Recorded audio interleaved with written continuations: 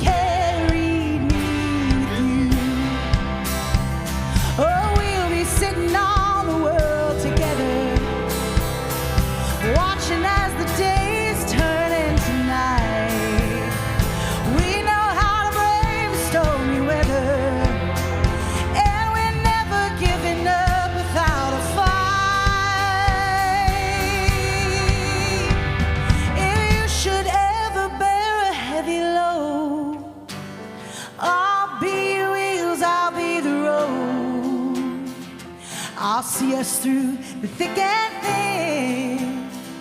Full of love and loss until the end.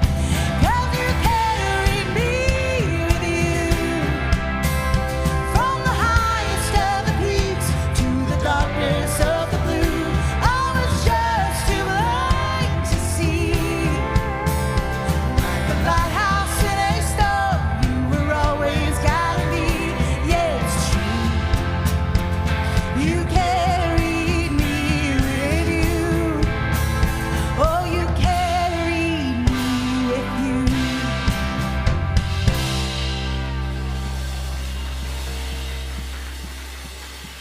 That's good. That's good. We're so glad you are with us. We want you to take a couple of minutes and talk to the person next to you, make some friends, and we'll be back in a couple of minutes.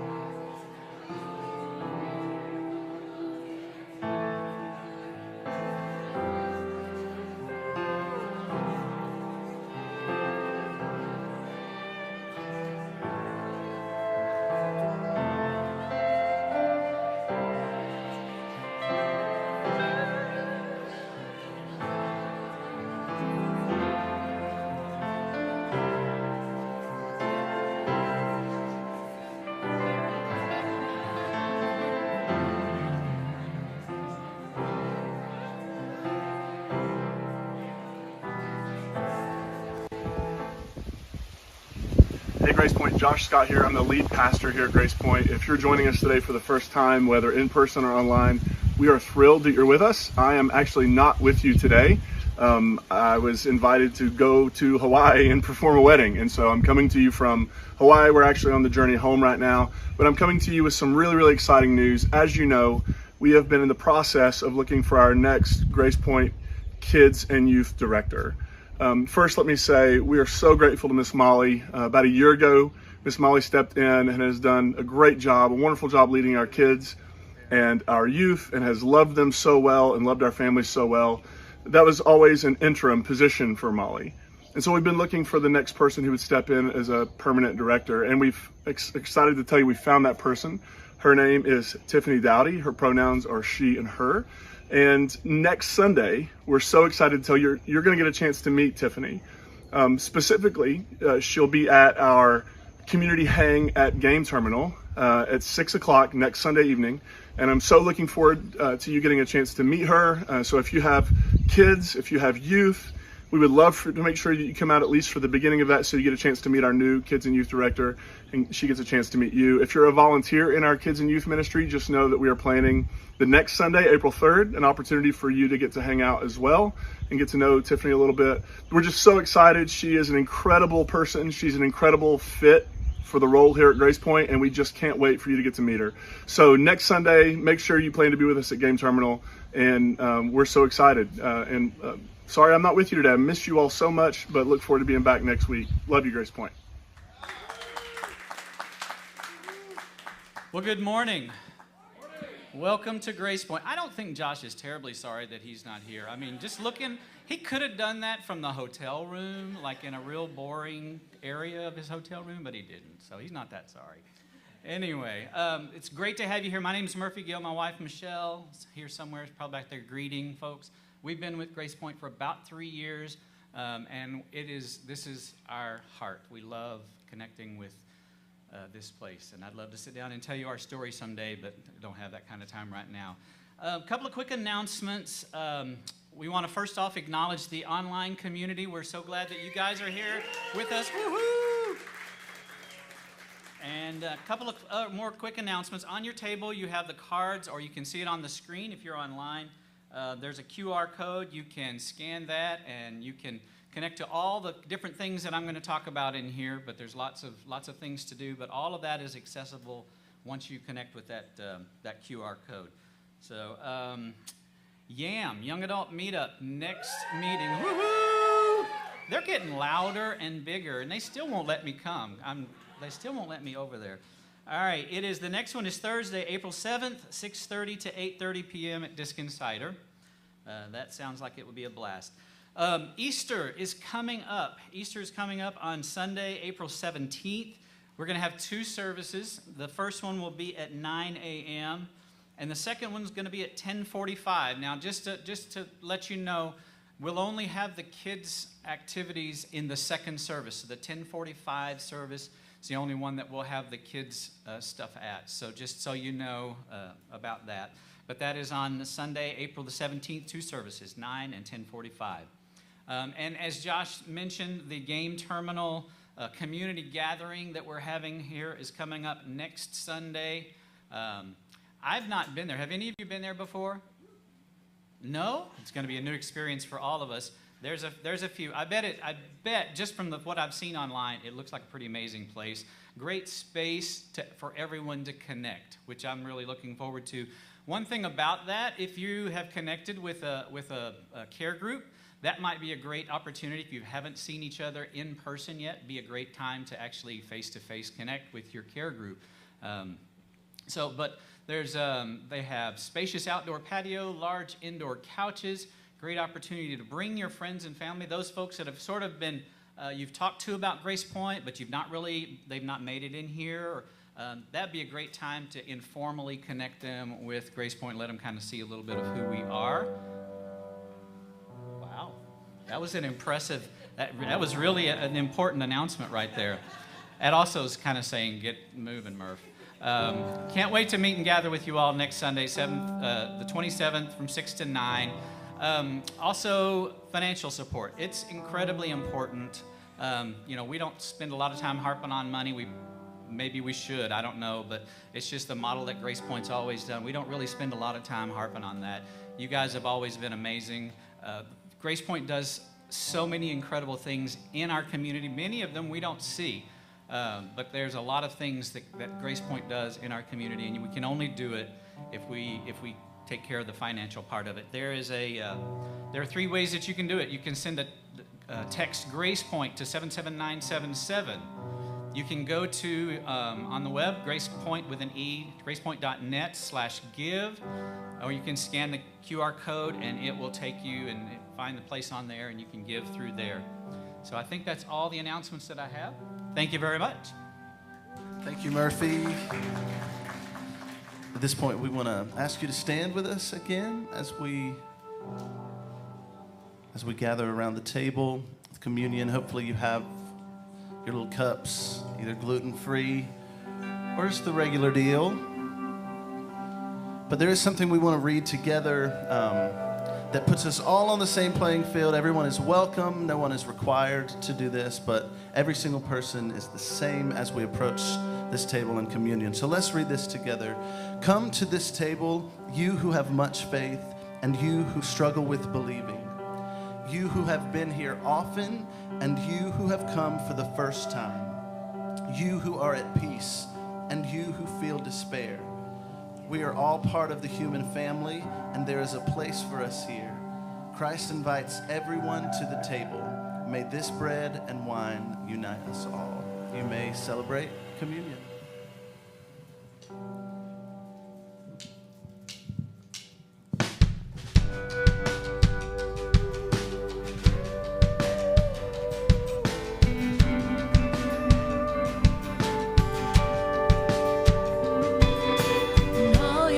Are shattered, and you feel like your soul is at sea. Your dreams don't seem to matter. Your heart is bruised and battered. You can't feel anything. Love anyway.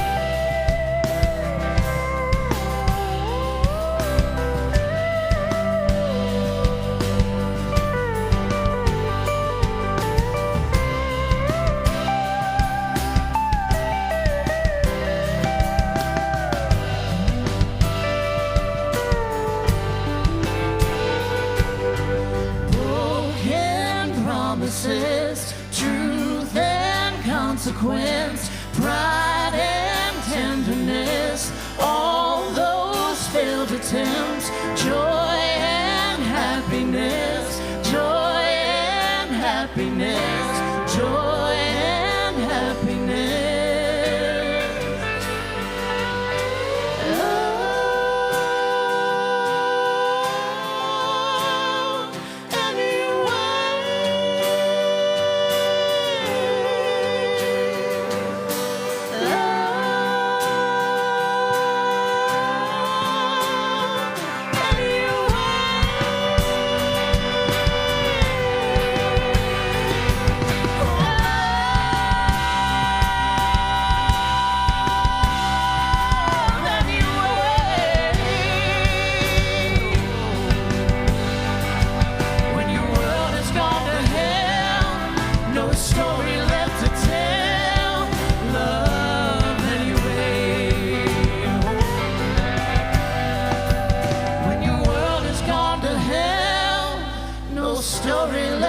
Tell love anyway.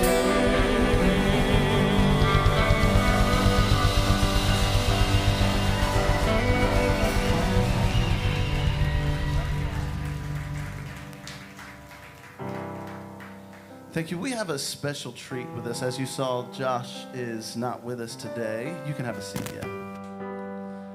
But we do have a very special guest. She is our pastoral intern here at GracePointe, goes to Emory University. Hunter Wade, she's with us today. Microphone, welcome. Thank you, guys. So grateful to be here with you all this morning. Hello, GracePointe. Like Ricky said, I currently live in Atlanta, Georgia, so normally I'm here hanging out on Sunday virtually, so hello to everyone online. So glad to be with y'all, just in a different capacity, and so glad to be with y'all in person, too.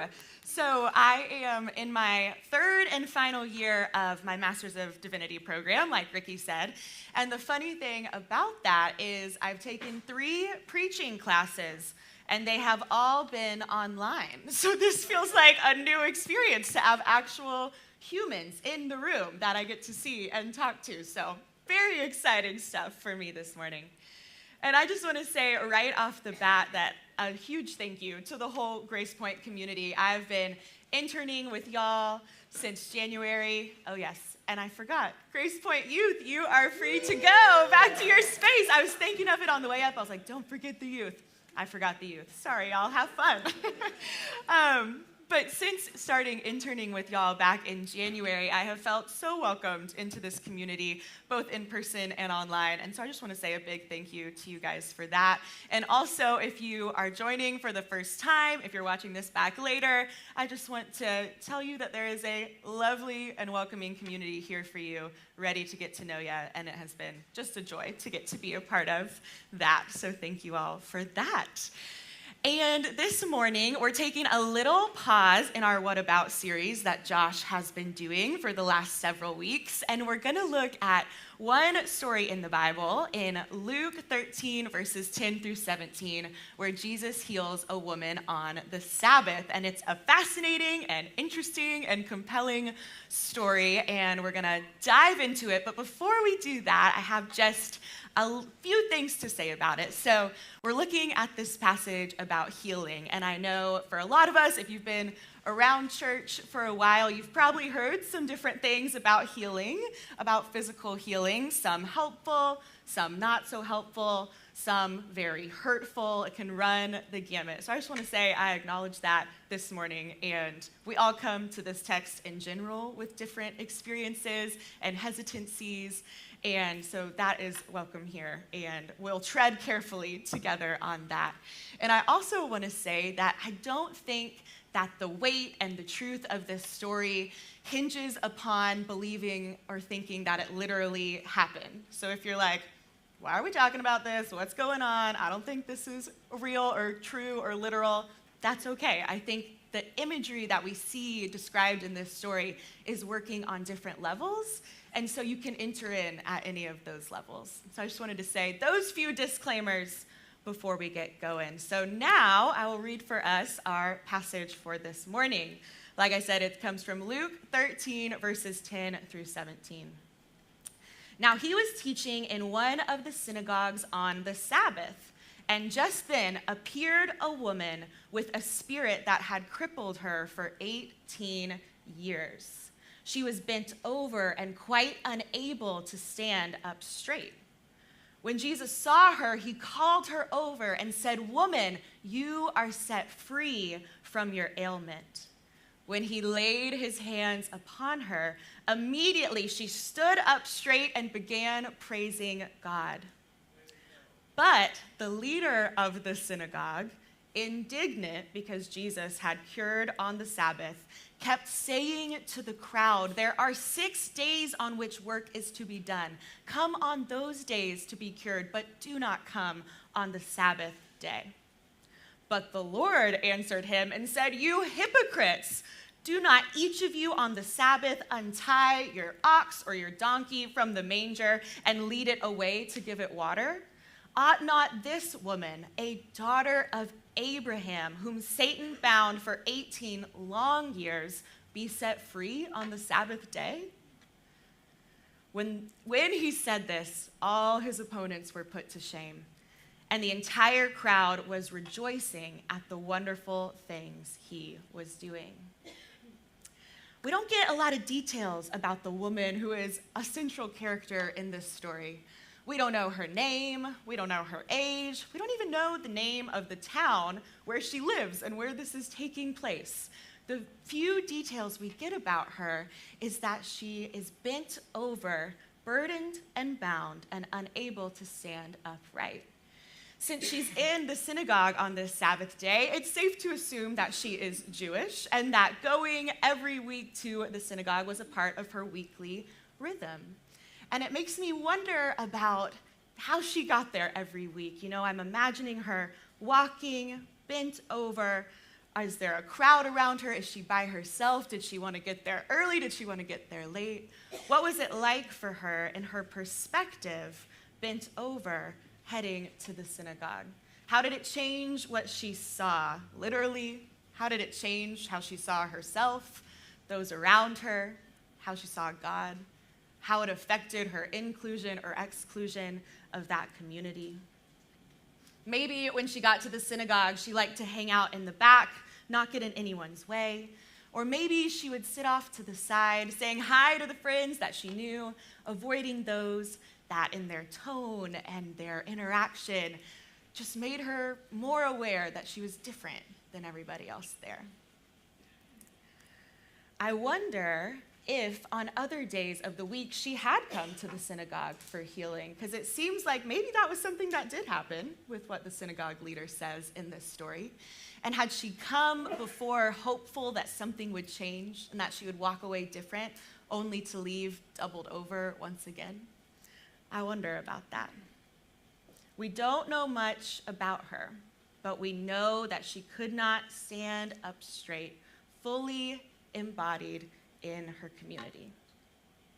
This particular Sabbath day was probably much like all the others for her in this experience, until the visiting teacher looks at her, calls her over, and says the strangest thing.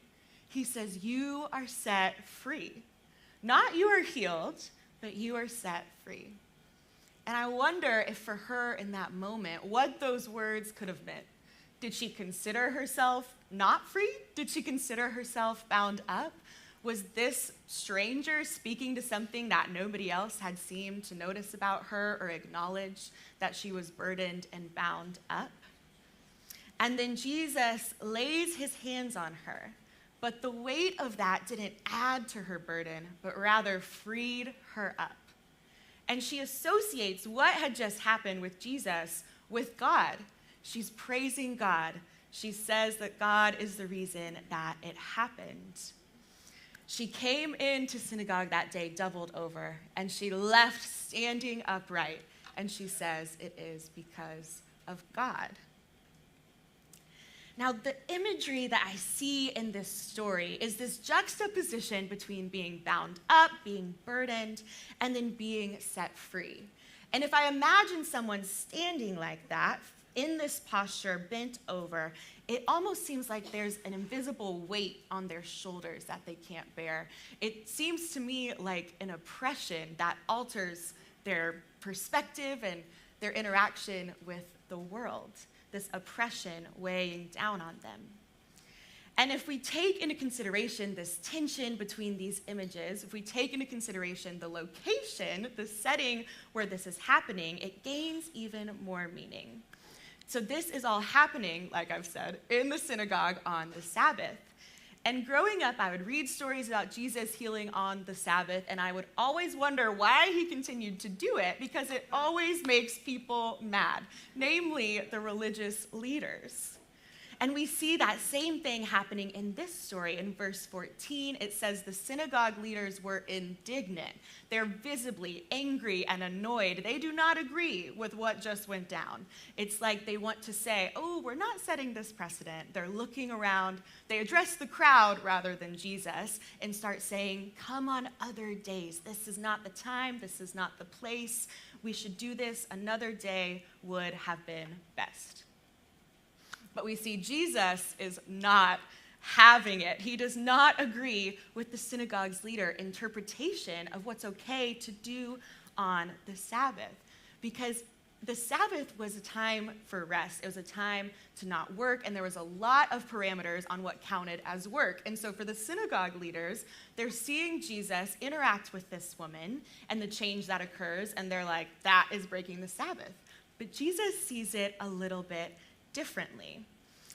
And in these types of interactions, these disagreements we see in the Gospels between Jesus and the religious Jewish leaders, there oftentimes in Christian history has been kind of an oversimplified interpretation of that.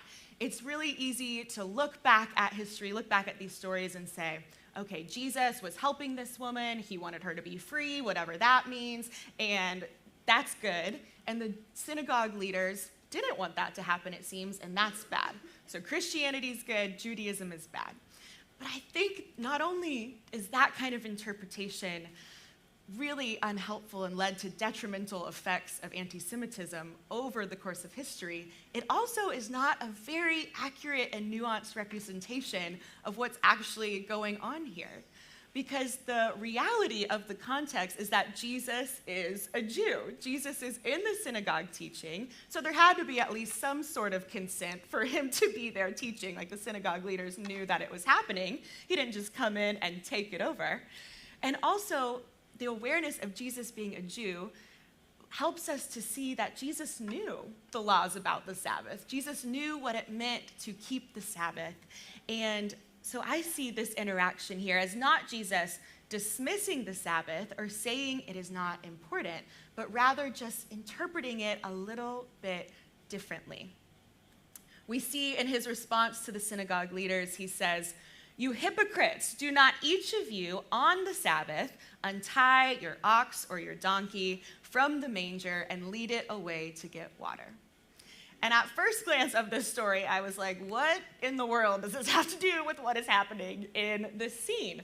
But upon a little further investigation, I found that this kind of action, this thing that could be considered work of caring for household animals, was allowed on the Sabbath. It was okay. And so Jesus is bringing this example of what's okay to do on the Sabbath and comparing it with the action he just took.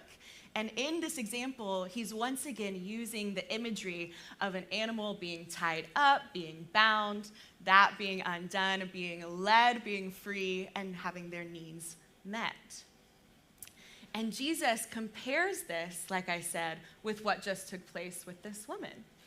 He says, "Ought not this woman, a daughter of Abraham, whom Satan bound for 18 long years, also be set free on this Sabbath day?"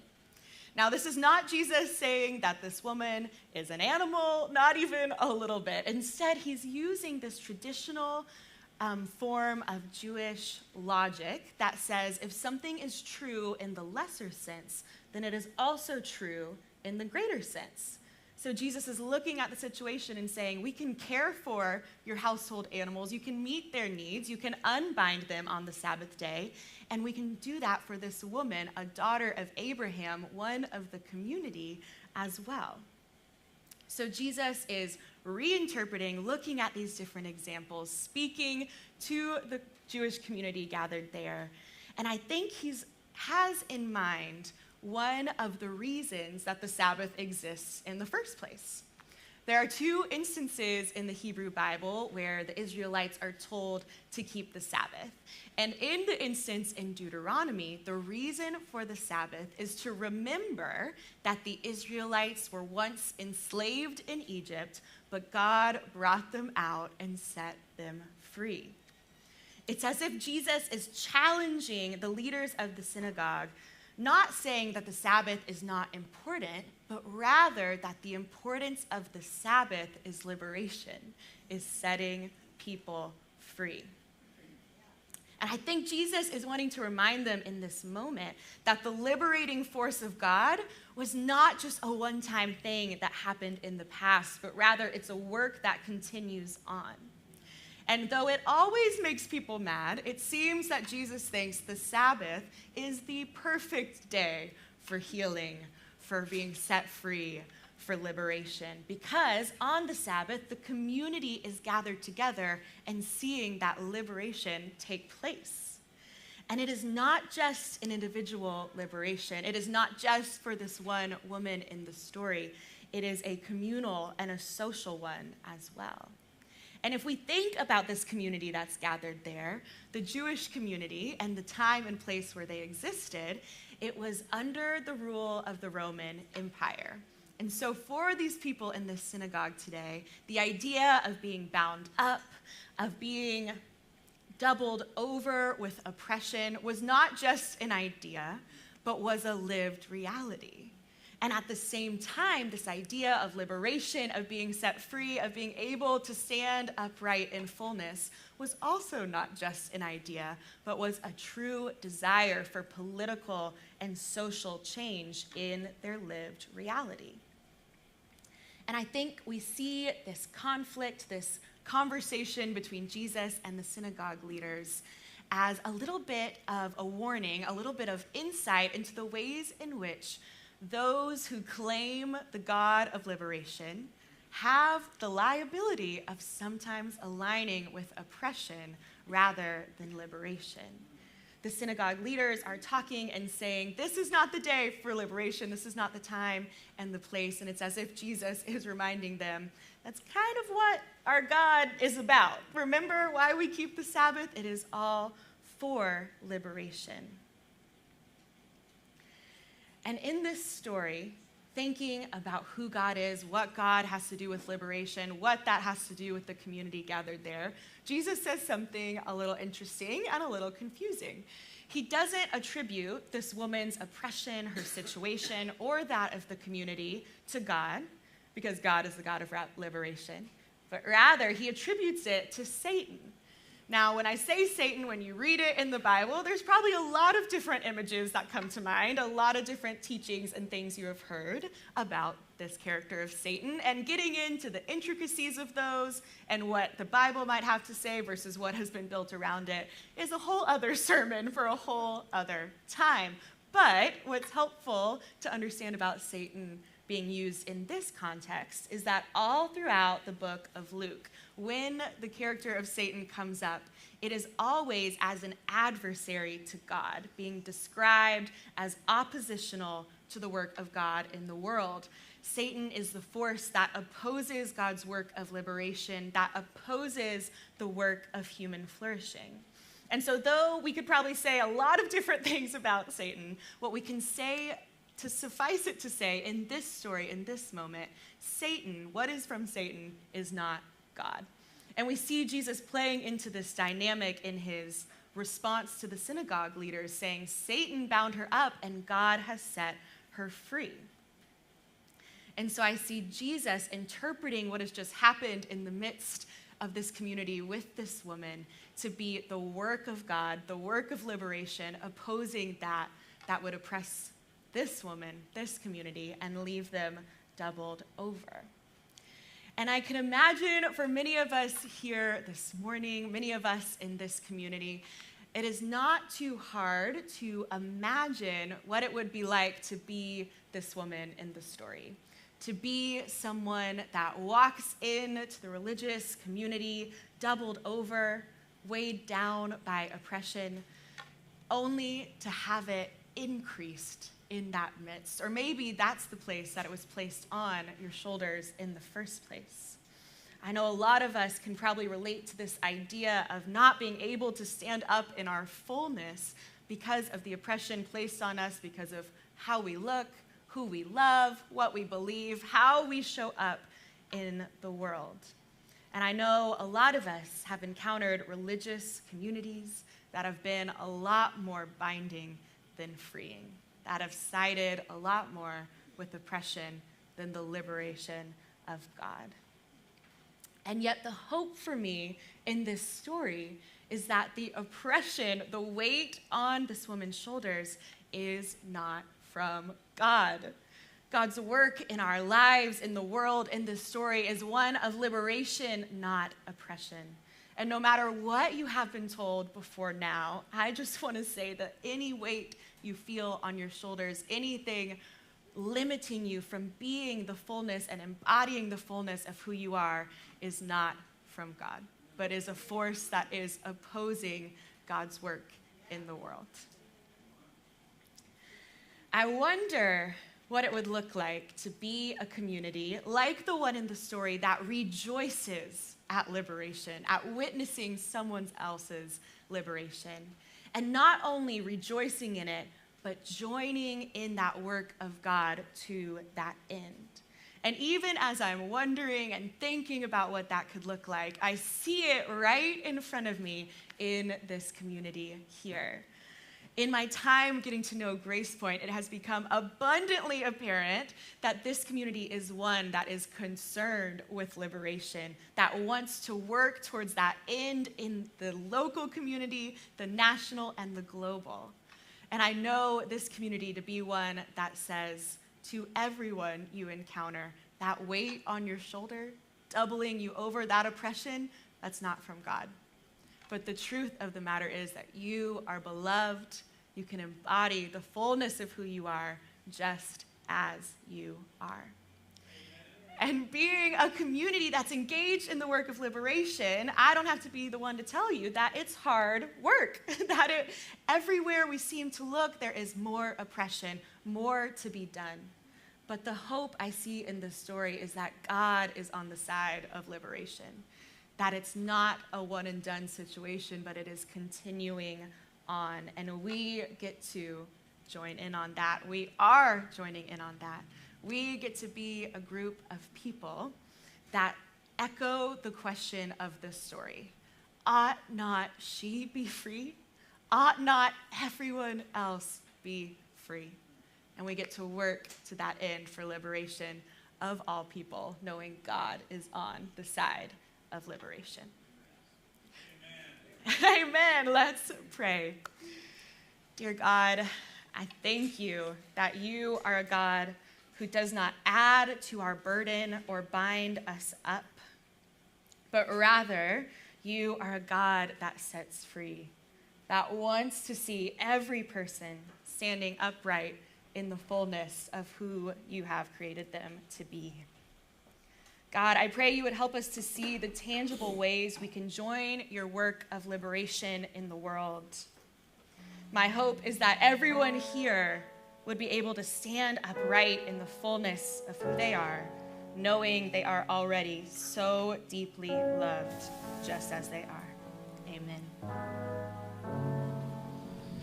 Amen. Wow. Wow. Let's give her a hand. That was amazing. Such a word. Thank you, Hunter. We have another special thing we'd like to do. I want to highlight that everybody knows Bree, right? She is a GracePointer. Bree has released some amazing new music, and we're going to do one of her songs today. So after this, go check it out, listen to it, buy it, and follow her on all the things. Let's do it, Bree. All right.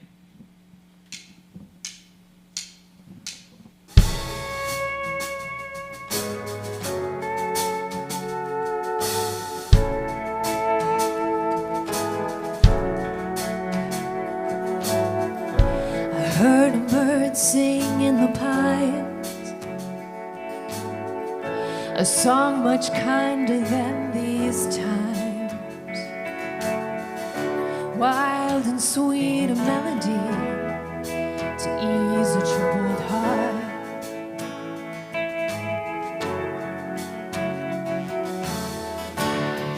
Wild and sweet, she sings to me.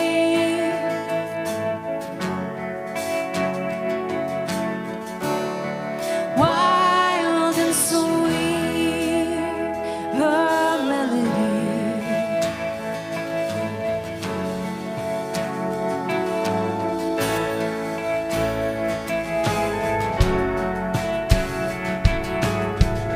The curse we brought upon ourselves rains down ash and makes life hell. Deep is our need to hear her sing a song to ease the heart.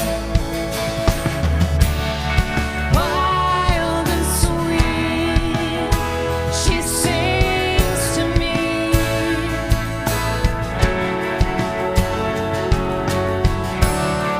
Wild and sweet, her melody.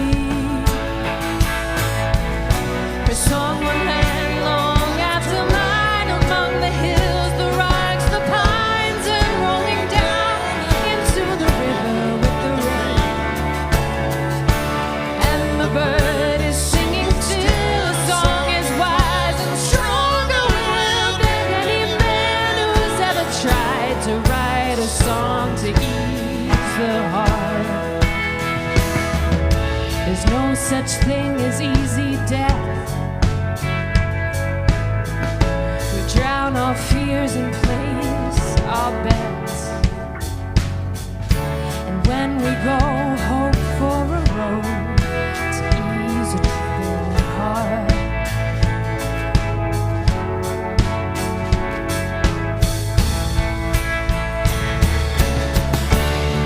Wild and sweet, she sings to me.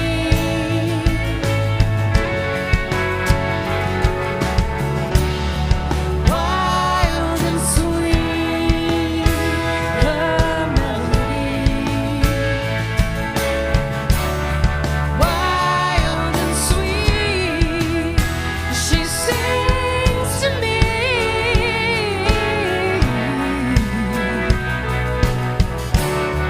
Wild and sweet, her melody.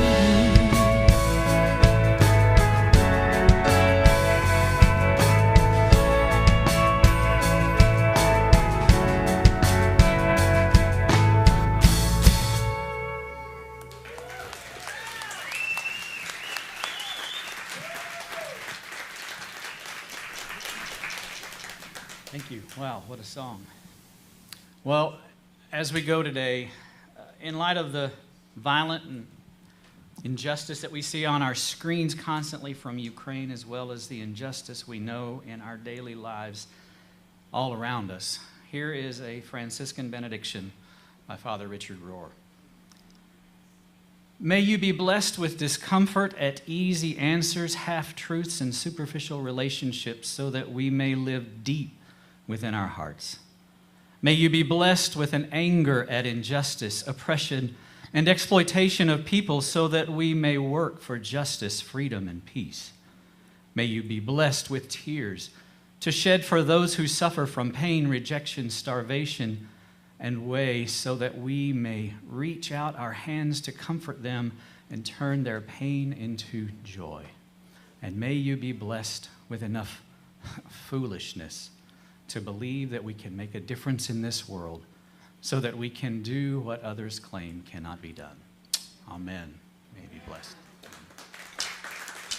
Have a good week, y'all. Thank you so much for being with us.